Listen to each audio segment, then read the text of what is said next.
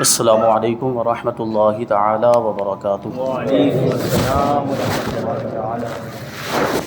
نحمده ونصلی ونسلم علی رسولہ الکریم، اما بعد فاعوذ باللہ من الشیطان الرجیم، بسم اللہ الرحمن الرحیم۔ فاسألوا اہل الذکر ان کنتم لا تعلمون، صدق اللہ العظیم۔ ایک مرتبہ درود پاک پڑھ لیجیے۔ اللہم صلی علی سیدنا و مولانا محمد معدن الجود والکرم وآلہ الکرام وابنہ الکریم وبارک وسلم، صلاۃ و سلام علیک یا رسول اللہ صلی اللہ تعالی علیہ وسلم۔ عزیزان ملت اسلامیہ، جیسا کہ آپ سب جانتے ہیں کہ ہماری یہ محفل سوال و جواب کی، شرعی سوال و جواب کی محفل یہ ہر مہینے منعقد ہوتی ہے، اور آج حضرت کے آ جانے کی وجہ سے اس محفل کی رونق دوبالا ہو گئی ہے۔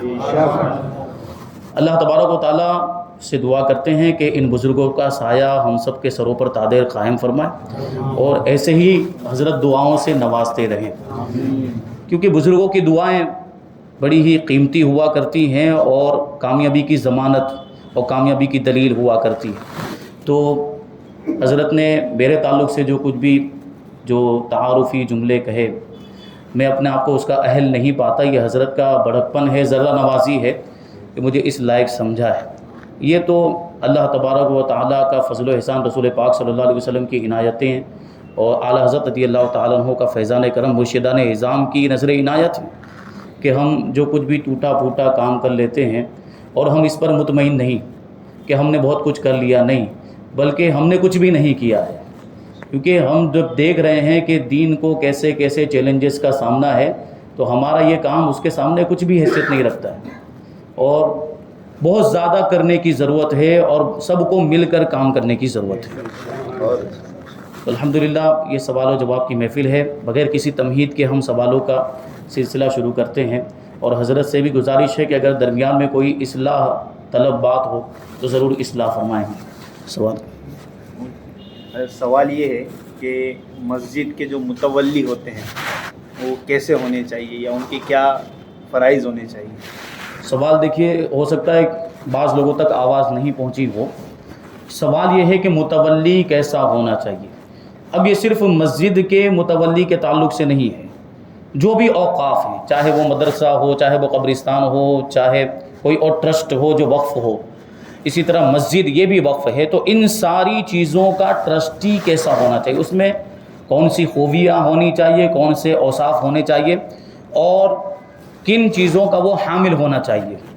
تو سب سے پہلی چیز یہ ہے کہ الحمدللہ ہم سنی صحیح العقیدہ ہیں، ہماری مسجد سنیوں کی مسجد ہے، تو سب سے پہلے کیا چیز دیکھی جائے گی کہ ٹرسٹی کون ہو، سنی صحیح العقیدہ ہو۔ ہم ہرگز یہ گوارہ نہیں کر سکتے کہ کسی بد مذہب کو اپنا ٹرسٹی بنا لیں، یہ ہو ہی نہیں سکتا، بلکہ شرط تو یہاں تک ہونی چاہیے کہ کسی کو ہم نے پہلے سنی صحیح العقیدہ جانتے ہو ٹرسٹی بنا دیا ہے، اس کے ساتھ یہ شرط جوڑے کہ اگر خدا نہ خواستہ یہ بعد میں مذہب اہل سنت سے پھر جاتا ہے تو وہ خود بخود اپنے آپ کو اس عہدے سے معزول سمجھے، ہم کو نکالنے کی ضرورت پیش نہیں آنی چاہیے۔ تو سب سے پہلی شرط کیا ہے؟ سنی صحیح العقیدہ۔ دوسری چیز ہے کہ وہ دیانت دار ہو، ایماندار ہو، خیانت کرنے والا نہ ہو، کیونکہ اگر وہ خیانت کرنے والا ہوگا تو مسجد کے مال میں بھی خیانت کرے گا۔ دوسری چیز، تیسرے نمبر پر جو بات آتی ہے وہ ہے کہ وہ کام کرنے والا ہو، محنت کرنے والا ہو، سمجھدار ہو، ہوشیار ہو، کیونکہ ہم نے اس کو مسجد کے کام کے لیے رکھا ہے، تو کام کرنے کے لیے سمجھداری ہونی چاہیے کہ مسجد کو فائدہ پہنچائے، مسجد کا وہ خیر خواہ ہو، وقف کا خیر خواہ ہو، یعنی وقف کو فائدہ پہنچانے والا ہو، وقف کا نقصان کرنے والا نہ ہو۔ اور جو علماء کرام نے جو باتیں بیان کی اس میں ایک بات یہ آتی ہے کہ وہ فاسق معلن نہ ہو، کھلم کھلا گناہ کبیرہ کرنے والا نہ ہو۔ وجہ کیا ہے کہ کھلم کھلا گناہ کبیرہ کرنے والا اللہ تبارک و تعالیٰ کا نافرمان، جب وہ اللہ تبارک و تعالیٰ کی نافرمانی کی پرواہ نہیں کرتا تو حساب و کتاب کی کیا پرواہ کرے گا وہ؟ تو یہ شرط بھی ہونی چاہیے اور اس کا بھی لحاظ رکھنا چاہیے، کون ہو، نمازی ہو، باشرہ ہو، داڑھی سے چہرے پہ سجی ہوئی ہو، اور کھلم کھلا گناہ کبیرہ نہ کرتا ہو، ایسے آدمی کو آپ ٹرسٹی بنائیں۔ آگے فرماتے ہیں کہ لالچی نہ ہو، لالچی ہوگا تو مسجد کے مال پر بھی اس کی نظر ہوگی، یا مدرسے کا مال ہے، جو بھی اوقاف کی چیزیں ہیں ان کا جو بھی مال ہوگا، جو بھی فنڈ جمع ہوتا ہے اس پر اس کی نظر رہے گی۔ لالچی کا تو معاملہ آپ جانتے ہیں۔ اور پھر بتاتے ہیں آگے کہ وہ کھیل کود میں مشغول رہنے والا نہ ہو، کیونکہ ہم نے اس کو مسجد کی ذمہ داری سونپی ہے، مسجد کا اس کو ذمہ دار بنایا، متولی اور ٹرسٹی بنایا، تو اب ظاہر سی بات ہے اس کے لیے لازم ہے کہ وہ مسجد کے لیے وقت دے، مسجد کا کام کرے۔ اب وہ کھیل کود میں مشغول رہے گا اور کھیل کود میں اپنا کام جو ہے کہ وہ اپنا وقت وہ ضائع کرے گا، برباد کرے گا، تو پھر مسجد کا خیال کیسے رکھے گا اور مسجد کا جو انتظام ہے وہ کیسے سنبھالے گا؟ تو یہ چیز بھی ضروری ہے۔ پھر آگے بیان کرتے ہیں کہ وہ فاسق مولد نہ ہو، خیانت کرنے والا نہ ہو، لالچی نہ ہو، کھیل کود میں مشغول رہنے والا نہ ہو، یہ سارے اوصاف اس کے اندر پائے جانے چاہیے، تب جا کے ہم ایسے شخص کو ٹرسٹی اور متولی بنا سکتے ہیں۔ آج ہم اور آپ بالکل کچھ بھی نہیں دیکھتے، جو دنیاوی اعتبار سے کوئی بڑے عہدے پر اور بڑے خاندان سے تعلق رکھتا ہے یا کچھ اس طرح کے معاملات ہے کہ لوگوں میں اس کا جو ہے کہ تھوڑا دبدبا ہوتا ہے یا لوگ اس کو بڑا سمجھتے ہیں، ایسے کو ٹرسٹی بنا دیا جاتا ہے، اگرچہ یہ شرائط پائے جاتے ہوں یا نہ پائے جاتے ہوں، کوئی نہیں دیکھتا، جبکہ یہ ضروری چیزیں ہیں۔ کیونکہ اگر ہم یہ چیزیں نہیں دیکھتے، جیسے مثال کے طور پر کسی لالچی کو بنا دیا یا کسی خیانت کرنے والے کو بنا دیا یا ایسے کو بنا دیا جو بالکل بدعقل ہے، بات بات میں غصہ ہوتا رہتا ہے اور معاملہ خراب کرتے رہتا ہے، مسجد کو نقصان پہنچاتا ہے، تو پھر اس کے ذمہ دار ہم بھی ہوں گے کیونکہ ہم نے بنایا اس کو۔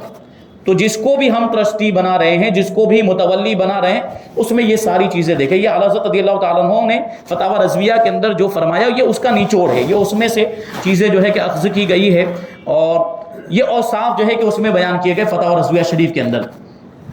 تو یہ چیزیں خاص طور پر ذہن میں رہے۔ پھر جو شخص متولی بن جاتا ہے، اب اس کی کیا ذمہ داری بنتی ہے؟ متولی بن گیا تو اس سے پہلے والے پروگرام میں نے بتایا تھا کہ وقف کے جو مسائل یہ بڑے باریک مسائل ہوتے ہیں۔ علماء فرماتے ہیں کہ وقف میں اگر ایک تنکا بھی اٹھا کر ادھر سے ادھر رکھنا ہو تو مسئلہ پوچھنا چاہیے۔ اور ہمارے آپ کے معاملات ایسے ہو گئے کہ مسجد ہے، مدرسہ ہے، کچھ بھی توڑ دیا، کچھ بھی نیا بنا دیا، کچھ بھی ادھر کا ادھر کر دیا اور مسئلہ نہیں پوچھتے۔ تو ہم متولی بن گئے تو ہماری ذمہ داری بنتی سب سے پہلے کہ وقف کے ضروری مسائل کو سیکھیں۔ وقف کے ضروری مسائل جن کی آپ کو ضرورت، کیونکہ آپ متولی بن گئے، ٹرسٹی بن گئے، تو وقف کے مسائل کی ضرورت پڑنی ہی پڑنی ہے۔ وقف کے مسائل آپ کو معلوم نہیں ہے اور وقف میں تصرف کرنا شروع کر دیا۔ بعض اوقات ایسا ہوتا ہے کہ متولی اپنے آپ کو وقف کا مالک سمجھنے لگ جاتا ہے، جبکہ وقف کا کوئی مالک نہیں ہوتا۔ اور وقف میں مالکانہ تصرف کرنا، یعنی اس کو اپنی جاگیر سمجھتے ہوئے، وقف کو اپنی جائیداد سمجھتے ہوئے جو چاہے رد و بدل کرتے رہنا، یہ حرام فرمایا گیا ہے، اس کی ہرگز اجازت نہیں ہے۔ تو متولی، بعض ایسے متولی ہم نے دیکھے، وہ امام صاحب ان کو کہہ رہے ہوں گے کہ نہ یہ نہیں کیا جائے، کیونکہ امام صاحب ظاہر سی بات ہے علم رکھتے ہوں گے تو وہ صحیح مشورہ دیں گے آپ کو۔ چلیے امام صاحب سے آپ کی نہیں بنتی ہے تو مفتیان کرام موجود ہیں، شہر کے اندر علماء اعظام موجود ہیں، وقف میں کچھ بھی آپ کو تبدیلی کرنی ہے، ٹائلز لگانے ہیں، پتھر لگانے ہیں، کلر کرنا ہے، پنکھے لگانے ہیں، یا جو کچھ بھی رد و بدل کرنا ہے، سب سے پہلے آ کے مسئلہ پوچھیں۔ الحمدللہ ہم نے جو کورس شروع کیا ہے فرض علوم کورس، اس کا دوسرا سیزن چل رہا ہے اور ابھی فی الحال وقف کے مسائل بیان کیے جا رہے ہیں۔ اور جب وقف کا یہ بیان شروع ہوا تھا، روزانہ رات میں عشاء کی نماز کے بعد یہ فرض علوم کا مدرسہ گوپی پورہ مومناوڑ میٹھا بھائی مسجد میں یہ مدرسہ وہاں پہ چلتا ہے اور لوگ آتے۔ ہمارا مقصد یہ تھا کہ وقف کے مسائل چونکہ شروع ہو رہے ہیں، وقف کا بیان یہاں سے شروع ہو رہا ہے اور یہ چیز تعلق رکھتی ہے ٹرسٹیوں سے اور متولیوں سے۔ یہ مسائل ٹرسٹیوں اور متولیوں کو سیکھنا ضروری ہے، اس لیے ہم نے باقاعدہ اس کا ایک پوسٹر بنایا تھا اور اس کو عام بھی کیا تھا کہ خاص طور، یعنی عام طور پر تو سارے مسلمان ہی متوجہ ہوں، لیکن خاص طور پر کون متوجہ ہوں؟ جو متولی ہیں، جو ٹرسٹی ہیں، کیونکہ ان کے کام کے مسائل ہیں یہ۔ وہ سیکھیں گے نہیں تو کون سیکھے گا؟ اور جب مسئلہ نہیں سیکھیں گے اور کام کرنے لگ جائیں گے، متولی بن جائیں گے، تو ان سے غلطیاں ہوں گی۔ پھر بعض اوقات ایسا ہوتا ہے کہ گنہگار بھی ہو جاتے ہیں، ان کو پتہ بھی نہیں چلتا، اور بعض اوقات ایسی غلطیاں کر جاتے ہیں کہ پھر اس کو سدھارنا بڑا مشکل ہو جاتا ہے۔ تو وقف کے مسائل بڑے باریک ہیں، تو جو بھی حضرات ٹرسٹی بنے اچھی نیتوں کے ساتھ بنے، کیونکہ مسجد کی خدمت کرنا بھی یہ بہت بڑے ثواب کا کام ہے۔ اللہ کے رسول صلی اللہ علیہ وسلم نے ارشاد فرمایا کہ جو مسجد کی صفائی کرتا ہے نا، اللہ تبارک و تعالیٰ اس کے دل کو صاف کر دیا کرتا ہے۔ اور جو مسجد سے جو دھول مٹی صاف کرنے کے بعد جو نکالی جائے نا، ایک مٹھی کے برابر جو مٹی نکالی جائے صاف کرنے کے بعد، اس کا ثواب احد پہاڑ کے برابر اس کو عطا کیا جاتا ہے۔ احد پہاڑ کتنا بڑا، جو گئے ہیں مدینہ منورہ انہوں نے دیکھا ہوگا تقریباً 14 یا 15 کلومیٹر کے رقبے میں پھیلا ہوا یہ اتنا بڑا پہاڑ، ایک مٹھی ہم نے صفائی کرنے کے بعد مٹی نکالی لیکن اس کا ثواب کتنا بڑا ملا۔ تو مسجد کی خدمت اگر ہم کریں، چراغ جلانے کے تعلق سے فرمایا گیا کہ مسجد میں اگر ایک چراغ جلائے تو جب تک وہ چراغ مسجد میں جلتا رہے گا اس کا ثواب جس نے چراغ کا انتظام کیا اس کے لیے اس کو ملتا ہی رہے گا، اور فرشتے جب تک وہ چراغ جلتا رہے گا اس کے لیے دعائیں مغفرت کرتے رہے۔ تو ٹرسٹی بن جانا یہ دیکھیے کوئی آسان بات نہیں ہوتی، کھا لینے کی بات نہیں ہوتی۔ تو ٹرسٹی بنے ہیں تو پھر اس کی ذمہ داری کا احساس بھی ہونا چاہیے۔ تو کوئی بھی کام بہرحال ایسا نہیں کہ پھر آپ یہ سوچیں کہ بھائی اس کے مسئلے تو بہت ہارڈ ہے تو ہم تو متولی نہیں رہتے، ہم ہٹ جاتے ہیں، نہیں، یہ ثواب کا بھی کام اگر آپ یہ کام اچھی نیت کے ساتھ کریں گے اللہ تبارک و تعالیٰ اس کی برکتیں آپ کو دنیا میں بھی عطا فرمائے گا اور آخرت میں بھی عطا فرمائے، اچھی نیتوں کے ساتھ۔ اور جیسے میں نے بتایا کوئی بھی چیز ہو، کوئی بھی رد و بدل کرنا ہو، کوئی بھی تصرف کرنا ہو، اس کے تعلق سے آپ مسئلہ پوچھیں گے وقف کے اندر، ٹھیک ہے؟ تو یہ باتیں آپ ذہن میں رکھیں، مختصر کر رہے ہیں کیونکہ وقت زیادہ ہو گیا ہے۔ دوسرا سوال شامل کرتے ہیں۔ وٹاؤ جسے کہتے ہیں، جیسے فلاں شخص مجھ سے مال خرید رہا ہے اور میں اسے کہوں کہ 1 مہینے کے بعد پیمنٹ دے گا تو 7% ڈسکاؤنٹ ہوگا، اور اگر وہ کیش پیمنٹ دے گا تو مجھے اس کو 8% میں اس کو ڈسکاؤنٹ دے دوں گا، تو یہ کرنا کیسا ہے؟ دونوں صورتیں جائز ہیں۔ دونوں صورتوں میں جو بھی ڈسکاؤنٹ دینے کے بعد جو باقی کی قیمت بچی وہی اس چیز کا ثمن مانا جائے، کیونکہ جو بیچنے والا ہے وہ خود اپنی طرف سے کم کر رہا ہے اور دونوں اس پر راضی ہیں۔ اور ثمن کہا ہی اسے جاتا ہے کہ متعاقدین یعنی لین دین کا معاملہ کرنے والے، خرید و فروخت کرنے والے آپس میں جو بھی طے کریں وہ ثمن کہلاتا ہے۔ جیسے چیز اگرچہ 10,000 روپے کی ہے لیکن خرید و فروخت کرنے والے اس کو آپس میں 5,000 پر بیچنے پر راضی ہو گئے، دونوں راضی، لینے والا لینے پر راضی، بیچنے والا بیچنے پر راضی، اس میں کوئی دھوکہ بھی نہیں ہے، تو یہ خرید و فروخت جائز ہے۔ تو یہ دونوں صورتیں جو سوال میں ذکر کی گئی ہیں وہ جائز ہیں۔ ہوم لیز کرنا یعنی گھر گروی خریدنا کیسا؟ گھر خریدنا یا دینا؟ آگے والا غیر وہ کرایہ والا اسی میں ہے نا؟ ہاں، اور اس پر گروی رکھ کے بھاڑا بھی ادا کرنا، یہ حکم ہے؟ دیکھیے گروی ہمارے یہاں پہ بہت زیادہ اس کے معاملات چل رہے ہیں، خاص طور پر بڑے بڑے شہروں کے اندر مکان گروی پر لے لیتے ہیں، اور اس میں ایک لفظ کہا گروی خریدنا۔ جب گروی پر لیا تو خریدنا کیسا ہوا؟ اس کو خریدنا تو نہیں کہہ سکتے۔ گروی آپ سمجھ رہے ہیں نا کہ مکان مالک کو ہم نے 4 لاکھ روپے دیے، مثال کے طور پر 5 لاکھ روپے دیے اور مکان ہم نے لے لیا، اب مکان پر ہم قبضہ کر لیتے ہیں اور پھر کیا کرتے ہیں اس میں رہنے لگ جاتے ہیں۔ بسا اوقات ایسا ہوتا ہے کہ اس کو کرائے پر چلاتے ہیں، یہ ساری صورتیں ناجائز ہیں۔ گروی لینے والا خود بھی اس کا استعمال نہیں کر سکتا، گروی رکھنے والا بھی جس نے گروی دیا ہے وہ خود بھی اس کا استعمال نہیں کر سکتا جبکہ وہ مالک ہے، لیکن جب تک یہ گروی کا معاملہ ہوا ہے وہ بھی استعمال، یعنی راہن اور مرتہن دونوں اس کو استعمال نہیں کر سکتے۔ وہ جو چیز گروی رکھی گئی ہے اس سے نفع حاصل کرنا جائز نہیں، اور دوسرے کو کرائے پر بھی نہیں دے سکتے، جی وہ امانت ہے۔ جیسے آپ مثال کے طور پر آپ سمجھے کہ آپ کے پاس کسی نے کوئی امانت رکھی تو آپ اس کو استعمال کر سکتے ہیں؟ نہیں، یہ گھر جو دیا جاتا ہے گروی کے طور پر، قرضہ آپ نے لیا، یعنی گویا کہ آپ نے ان کو سامنے والے مکان مالک کو قرضہ دیا اور اس کا گھر جو ہے آپ نے ضمانت کے طور پہ رکھا، تو یہ گھر اس کا جو آپ کے پاس ہے یہ امانت ہے، آپ اس کو استعمال نہیں کر سکتے، اس سے کسی طرح کا نفع اور فائدہ نہیں اٹھا سکتے۔ یہ جو صورتیں چل رہی ہیں ہمارے یہاں پہ ہمارے شہر میں یہ ناجائز ہے۔ اب جو کرائے کی بات انہوں نے کی کہ اگر گروی پر لینے کے بعد اس کا کچھ کرایہ متعین کر دیں کہ مکان مالک کو مہینے کا 1,000 روپے 500 روپے دے دیا کرے اور پھر استعمال کرے، تو دیکھیں پھر اس کو گروی کا نام دینے کی ضرورت نہیں ہے۔ ایک چیز ہوتی ہے ہیوی ڈپازٹ، وہ جو معاملہ ہوتا ہے وہ اگر ہم یہی فائدہ حاصل کرنا چاہتے ہیں تو وہ جائز طور پر بھی کیا جا سکتا ہے۔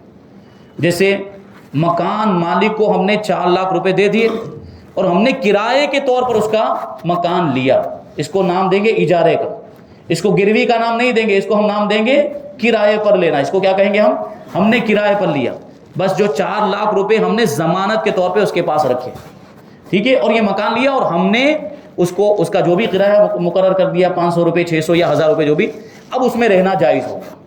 جس نے اب یہ کرائے پر لیا ہے اس کے لیے اس میں رہنا جائز، لیکن اب بھی دوسرے کو کرائے پر دینا یہ جائز نہیں، زیادہ کرائے میں۔ ابھی دوسرے کیا ہوتا ہے کہ ہم اس کو دے رہے ہیں 1000 روپے اور دوسرا جو بھاڑوت اور کرایہ دار ہوتا ہے اس کو 5,000 روپے میں دے دیا جاتا ہے، تو 1,000 سے زیادہ جو بھی کرایہ جو دوسرے سے وصول کرے گا، یعنی یہ مکان مالک کو 1,000 روپے دے رہا ہے، دوسرے کرایہ دار کو رکھ کر 1,000 سے جتنا بھی زیادہ اس سے وصول کرے گا وہ اس کے لیے حلال نہیں ہے، کیونکہ مکان تو اس کا ہے نہیں، تو پھر یہ کرایہ کس چیز کا لے رہا ہے؟ بات سمجھ میں آ رہی ہے کہ نہیں آ رہی ہے؟ ٹھیک ہے، تو یہ ہیوی ڈپوزٹ والا، اگر یہ معاملہ کرنا ہی ہے تو ہیوی ڈپوزٹ والا معاملہ کرنا چاہیے. گروی والا جو معاملہ ہے وہ ناجائز ہے، اس کی شرعاً بالکل بھی اجازت نہیں ہے.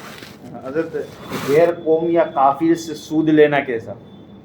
دیکھیے غیر مسلم، خاص طور پہ ہندوستان کے جو غیر مسلم ہیں وہ حربی ہیں. کفار کی 3 قسمیں ہوتی ہیں، ذمی، مستامن اور حربی. ذمی اور مستامن کا تعلق اسلامی حکومت سے ہوتا ہے، یعنی فی الحال موجود ہو اسلامی حکومت، اور اسلامی حکومت میں اگر کوئی کافر ٹیکس ادا کر کے رہتا ہے تو اس کو ذمی کہا جاتا ہے. پھر اس کے مال کا وہی حکم ہوتا ہے جو مسلمان کے مال کا حکم ہوتا ہے، اس کی جان کا وہی حکم ہوتا ہے جو مسلمان کی جان کا حکم ہوتا ہے. یعنی جس طرح مسلمان کے مال اور اس کی جان کی حفاظت ضروری، اسی طرح پھر ذمی کے مال اور اس کی جان کی حفاظت ضروری ہو جائے گی. اسی طرح ایک کافر ہوتا ہے مستامن، جس کا مطلب ہوتا ہے امان طلب کر کے اسلامی حکومت میں رہنے والا. وہ کافر جو امان، جیسے ابھی اس کو آسانی کے ساتھ یوں سمجھے، جیسے ہم جاتے ہیں دوسرے کسی ملک میں تو ہم کیا کرتے ہیں، سب سے پہلے اس ملک کا کیا حاصل کرتے ہیں؟ ویزا. تو یہ ویزا سمجھ لیں اس کو، یعنی ویزا لے کر اسلامی حکومت میں رہنے والا. تو ویزا جو ہوتا ہے وہ ایک معاہدہ ہوتا ہے اس ملک کی حکومت کے ساتھ، اس ملک کی گورنمنٹ کے ساتھ ہمارا یہ معاہدہ ہوتا ہے کہ ہم آپ کے ملک میں آ رہے ہیں تو آپ ہماری حفاظت کریں گے کہ نہیں کریں گے. کبھی کچھ معاملہ ہو جائے تو ہمیں انصاف دلائیں گے کہ نہیں دلائیں گے، تو وہ معاہدہ ہوتا ہے، وہ ایگریمنٹ ہوتا ہے. تو یہ ہو گئے 2 طرح کے کافر، ایک ہے ذمی اور ایک ہے مستامن. اور تیسرا کافر ہوتا ہے حربی. اب آپ ہندوستان کے کافروں پر غور کر لیں تو ہندوستان کے کافر چونکہ فی الحال اسلامی حکومت ہے ہی نہیں، اگرچہ ہندوستان دارالاسلام ہے، لیکن یہاں پہ جو کفار ہیں وہ نہ ذمی ہیں نہ مستامن ہیں. تو اب ایک ہی قسم بچ جاتی ہے، وہ ہے حربی. اور حربی کفار سے اس طرح کی زائد رقم لینا جائز ہے. بات سمجھے آپ؟ یعنی وہ معاملات جو عقود فاسدہ میں گنے جاتے ہیں، یعنی مسلمان آپس میں اگر لین دین کریں اس کا تو وہ ناجائز و گناہ ہو. جیسے سود اور بیاج کا معاملہ ہے، کہ سود اور بیاج مسلمان آپس میں کریں. جیسے ایک مسلمان دوسرے مسلمان کو 20,000 روپے دے کر قرض کے طور پر بدلے میں اس سے 22,000 روپے لے، تو 20,000 تو اس کے لیے جائز ہے، لیکن جو 2,000 روپے زیادہ لیے وہ کیا ہے؟ سود اور بیاج ہے، وہ حرام. یہ مسلمان آپس میں معاملہ کرے تو یہ حکم. لیکن کفار سے، کافر حربی سے اگر اس طرح کی زائد رقم لیتے ہیں تو وہ مال مباح ہے. علماء کیا فرماتے ہیں؟ وہ مال مباح، کیونکہ کفار کے مال کے لیے کوئی عصمت نہیں ہوتی، یعنی ان کے مال کی حفاظت کی ضرورت نہیں، تو ان سے اس طرح کا زائد مال لیا جا سکتا ہے. اسی وجہ سے تو علماء نے جو بینکوں میں انٹرسٹ ملتا ہے، اگرچہ اس کو وہ انٹرسٹ کا نام دیتے، اس کو جائز قرار دیا، کیونکہ بینک عام طور پر کس کے ہیں؟ کفار کے ہیں، غیر مسلموں کے ہیں. تو اس میں چاہے سیونگ اکاؤنٹ ہو یا آپ نے ڈپوزٹ کی ہو یا دوسرا جو اس طرح کا معاملہ ہوتا ہے، اس میں جو آپ کو دے رہے ہیں بینک والے، وہ آپ کے لیے لینا جائز، وہ مال مباح ہے. لیکن اس کو سود اور بیاج سمجھ کے نہیں لینا چاہیے، کیونکہ اگر آپ سود سمجھ کے دیں گے، آپ بیاج سمجھ کے دیں گے، تو آپ کی سمجھ کی وجہ سے پھر وہ گناہ ہو جائے گا. کیونکہ آپ نے تو بیاج سمجھ کے دیا نا، اور بیاج تو اسلام میں حرام ہے. آپ نے سود سمجھ کے دیا اور سود اسلام میں حرام ہے، جبکہ وہ ہے مال مباح، لینا آپ کے لیے جائز. اس کی مثال اعلیٰ حضرت رضی اللہ تعالیٰ نے بڑے پیارے انداز میں سمجھایا. اعلیٰ حضرت رضی اللہ تعالیٰ نے فتاوی رضویہ شریف کے اندر لکھا ہے کہ ایک لکڑی ہے اور اس کے اوپر عورت کا کپڑا ہے. ایک لکڑی کے اوپر عورت کا کپڑا ایسے ڈال دیا گیا. اب یہاں سے دیکھنے والا دیکھ رہا ہے، وہ عورت نہیں ہے، وہ لکڑی ہے، لیکن اس پر کپڑا ہے کس کا؟ عورت کا. لیکن دیکھنے والا اس کو عورت سمجھ کے دیکھ رہا ہے اور غلط نگاہ سے دیکھ رہا ہے. تو اگرچہ وہ عورت نہیں ہے لیکن اس کی بدنگاہی کی وجہ سے یہ گنہگار ہوگا. بات وہی ہے. تو یہ اگرچہ مال مباح ہے، کافر کا مال اس طریقے سے حاصل کرنا اگرچہ مال مباح ہے، لیکن سود سمجھ کر لیں گے، بیاج سمجھ کے لیں گے تو پھر گنہگار ہوں گے. یہ بات ذہن میں رہنی چاہیے. حضرت حالات روزے میں ناک میں دوائی ڈالنے سے روزہ ٹوٹ جاتا ہے، مگر اگر کسی شخص کو یہ تکلیف ہے جب وہ سوتا ہے تو ناک بند ہو جاتی ہے، اور جب تک وہ دوائی نہیں ڈالے تب تک ناک سے سانس لینے میں تکلیف ہوتی ہے، اور ماہ رمضان میں رات میں نیند اتنی مکمل نہیں ہوتی، اس لیے وہ شخص دن میں یا تو نماز فجر کے بعد یا نماز ظہر کے بعد اپنی نیند پوری کرتا ہے मगर नाक में दवाई डाले बिना सो नहीं सकता, तो इस सूरत में क्या हुक्म है? अगर नाक में दवाई डालेगा रोज़े की हालत में तो रोज़ा टूट जाएगा, और ये कोई ऐसी मजबूरी नहीं है कि उसको इजाज़त मिल जाए, क्योंकि रात में नींद मुकम्मल की जा सकती है, दोपहर में सोना ज़रूरी नहीं है। रात को कम अगर सोए हो तो दोपहर में सोने की ज़रूरत पेश आती है, लेकिन अगर रात में नींद मुकम्मल कर ली है तो दोपहर में सोने की ज़रूरत ही नहीं है। अगर ये मजबूरी है भी किसी के साथ तो वो रात में इशा की नमाज, तरावी की नमाज पढ़ने के बाद सो जाए, फिर सहरी में बेदार हो जाए, फजर की नमाज पढ़ने के बाद अपना काम करें, दोपहर में सोने की ज़रूरत ही नहीं। तो ये कोई ऐसी मजबूरी नहीं है। बहरहाल अगर इस पर अमल करेगा, नाक में अगर उसने दवा डाल दी तो उसका रोज़ा टूट जाएगा। जी हज़रत बाज़ लोगों में ये मशहूर है कि ज़वाल के वक्त कोई भी नेक काम या अच्छा अमल नहीं कर सकते, जैसे निकाह करना, कुरान शरीफ पढ़ना या कोई कीमती चीज़ या सामान ख़रीदना। ज़वाल का जो वक्त होता है, शुरू ज़वाल और ख़त्म ज़वाल जो हम देखते हैं बोर्ड पर लिखा हुआ भी रहता है, ये मकरूह वक्त कहा जाता है और इसमें किसी भी तरह की नमाज पढ़ना नाजायज़, जबकि दूसरे नेक काम किए जा सकते हैं, वजीफ़ा पढ़ सकते हैं, दुरूद शरीफ पढ़ सकते हैं, कुरान पाक की तिलावत भी कर सकते हैं। अलबत्ता बेहतर यह है कि कुरान की तिलावत ना करें, लेकिन अगर करें तो कोई गुनाह नहीं है। इसी तरह दूसरे नेक काम भी किए जा सकते हैं, निकाह भी कर सकते हैं, कोई काम अगर उस वक्त शुरू करना चाह रहे हैं तो कर सकते हैं, कोई हर्ज नहीं है। जी जी, मुअख्खर करें। अगर जैसे तिलावत कर रहे थे, हज़रत ने अच्छी जो है कि तवज्जो दिलाए, कुरान मजीद की तिलावत भी उस वक्त की जा सकती है, लेकिन पढ़ते पढ़ते उसमें वो आयत सजदा आ गई, आती है ना सजदे वाली आयत, तो फिर वो सजदे को मुअख्खर करेगा, सजदा उस वक्त नहीं करेगा, वो मकरूह वक्त गुजर जाए उसके बाद वो फिर सजदा करेगा। जी। और हज़रत नमाज जनाजा में सूरह फातिहा क्यों नहीं पढ़ी जाती? ये कुरान और सुन्नत की दलीलों के साथ जवाब। ये हदीस शरीफ के अंदर हदीसों में जो आया नमाज जनाजा का तरीक़ा वो यही है कि नमाज जनाजा में सूरह फातिहा नहीं पढ़ी जाएगी, यानी कुरान मजीद की तिलावत नहीं कर सकते, क्योंकि नमाज जनाजा का क्या मतलब है? नमाज जनाजा दुआए मग़फ़िरत है, और जो दुआ होगी वो उसमें पढ़ी जाएगी, कुरान मजीद की तिलावत नहीं। इसी वजह से फरमाया, क्योंकि सूरह फातिहा एक दुआ की भी हैसियत रखती, सूरह फातिहा को अगर दुआ की नीयत से नमाज जनाजा में पढ़ेंगे तो जायज़ है, लेकिन तिलावत की नीयत से पढ़ेंगे तो जायज़ नहीं। अब आप इसको दूसरी नमाजों पे कयास करेंगे तो गलत हो जाए, क्योंकि ये मुतलक नमाज नहीं है। दूसरी जो हम आम तौर पर नमाजें पढ़ते हैं उनके अलग अहकाम हैं और नमाज जनाजा के अलग अहकाम। इसी वजह से तो उसमें रुकू सजदा होता है और नमाज जनाजा में रुकू सजदा नहीं होता। अगर आप ये सोचें कि इसमें सूरह फातिहा होनी चाहिए तो फिर आपको ये भी सोचना चाहिए ना कि इसमें सजदा भी होना चाहिए, इसमें रुकू भी होना चाहिए। नमाज जनाजा अलग हैसियत रखती है, उसके अहकाम भी अलग हैं, तो उसमें सूरह फातिहा आमतौर पर नहीं पढ़ी जाएगी, वो दुआए मग़फ़िरत उसमें की जाती है, जो दुआएं हैं वो पढ़ी जाएगी, और सूरह फातिहा को अगर दुआ की नीयत से पढ़ना चाहते हैं तो वो नमाज जनाजा में पढ़ सकते हैं। हदीसों में यही आया, और कहीं पर भी ये जिक्र नहीं कि नबी करीम सल्लल्लाहु अलैहि वसल्लम ने नमाज जनाजा में सूरह फातिहा पढ़ी हो। दूसरी नमाज़ों के ताल्लुक से है कि दूसरी नमाज़ों में हुज़ूर ने सूरह फातिहा पढ़ी और उसकी ताकीद भी फरमाई है कि जिसने सूरह फातिहा नहीं पढ़ी उसकी नमाज नहीं, उसकी नमाज मुकम्मल नहीं। तो ये सब दूसरी मुतलक नमाज के बारे में, जो रुकू सजदे वाली नमाज होती उसके बारे में, वो नमाज जनाजा के बारे में नहीं है। एक सवाल ये है कि लोगों में आम तरीके से मशहूर है कि जो ज़कात दी जाती है वो सोने के कायम, जब वो जितना भी है सोना उसके एक मकाम पहुँचे तब वो साहिब माल बनता है, लेकिन जो चांदी का मामला है कि अगर वो बंदा उतनी चांदी उसके पास है तो वो साहिब माल होता है, तो इसका थोड़ा तफसील बता दीजिए। ज़कात के दो निसाब हैं, 7.5 तोला सोना, 52.5 तोला चांदी, ठीक है। तो इसको आसानी के साथ सिर्फ यूँ समझें कि अगर किसी के पास मुख्तलिफ निसाब हैं, यानी सोना भी है, चांदी भी है, जानवर भी है, माल तिजारत भी है, तो ऐसी सूरत में फिर कौन से निसाब का एतबार होगा? चांदी के निसाब का एतबार, यानी वो निसाब जिसके ज़रिए से वो मालिक निसाब बन जा रहा है, पहले मालिक निसाब बन रहा है और उस पर ज़कात वाजिब हो जा रही है, तो उसी का एतबार होगा, ठीक है। तो चांदी के निसाब, वो चांदी का जो 52.5 तोला निसाब, उलमा मुहक्किकीन फरमाते हैं वो जो इस ज़माने के वज़न के एतबार से जो वज़न बनता है 653 ग्राम 184 मिलीग्राम चांदी, इतने वज़न की जो चांदी है उतने माल, हाजत असलिया से ज़्यादा माल नामी उसके पास इतना है, जिसका वो कर्ज वगैरह को माइनस करने के बाद जिसकी कीमत इतनी पहुंच जाती है 653 ग्राम 184 मिलीग्राम चांदी के बराबर अगर कीमत पहुंच जाती है तो वो मालिक के निसाब है, उस पर ज़कात वाजिब। 7.5 सवाल ये तो 7.5 तोला सोना का जिक्र क्यों आता है? सवाल ये आगा ना تو 7.5 تولہ سونے کا اعتبار اس وقت ہوگا جب صرف اور صرف سونا ہی ہو، اس کے ساتھ نہ کیش ہو، اس کے ساتھ نہ چاندی ہو، نہ دوسرا کوئی مال نامی ہو، تب وہ 7.5 تولہ سونے کا اعتبار ہوگا۔ لیکن سونے کے ساتھ دوسرا کوئی بھی مال ہے، چاندی بھی ہے یا کیش بھی ہے، تو ایسی صورت میں پھر چاندی کے نصاب کا اعتبار ہوگا۔